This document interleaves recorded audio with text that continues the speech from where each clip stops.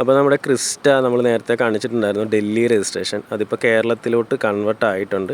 കാര്യം എന്താ വെച്ചാൽ നമ്മൾ ഇവിടെ ഈ ആലുവ 4 വീലർ ഡ്രൈവിൽ കേരള വണ്ടികൾ മാത്രമേ ചെയ്യുന്നുള്ളൂ. അപ്പോൾ ഈ ക്രിസ്റ്റയ്ക്ക് ഒരുപാട് ഡിമാൻഡ് വന്നപ്പോൾ ഇവർ ആവേശത്തിന് ഡൽഹിയിൽ പോയിട്ട് നല്ലൊരു വണ്ടി കൊണ്ടുവന്നു. പക്ഷേ ഇവിടെ കൊണ്ടുവന്ന് കഴിഞ്ഞപ്പോഴത്തേക്ക് ഡൽഹി രജിസ്ട്രേഷൻ വണ്ടിക്ക് ഫിനാൻസ് കിട്ടത്തില്ല. അപ്പോൾ അതുകൊണ്ട് അവർ അവരുടെ ചിലവിൽ തന്നെ അത് കൺവേർട്ട് ചെയ്തിട്ടുണ്ട്. ഇവരിത് ആദ്യമായിട്ട് ചെയ്യുന്നതാണ് കേട്ടോ. അപ്പോൾ അതുകൊണ്ട് തന്നെ ഇവർക്ക് പ്രൈസ് കാര്യങ്ങളൊക്കെ നമ്മൾ അന്ന് വീഡിയോ ഒക്കെ ചെയ്തപ്പോൾ ഒരുപാട് കൺഫ്യൂഷൻ ഉണ്ടാകും. അപ്പോൾ ഇതെല്ലാവരും ഫൈനലൈസ് ചെയ്തിട്ടൊരു 15-15.5 ആ റേഞ്ചിലാണ് ഇവരുടെ ഒരു പ്രൈസ് ഇട്ടിരിക്കുന്നത്.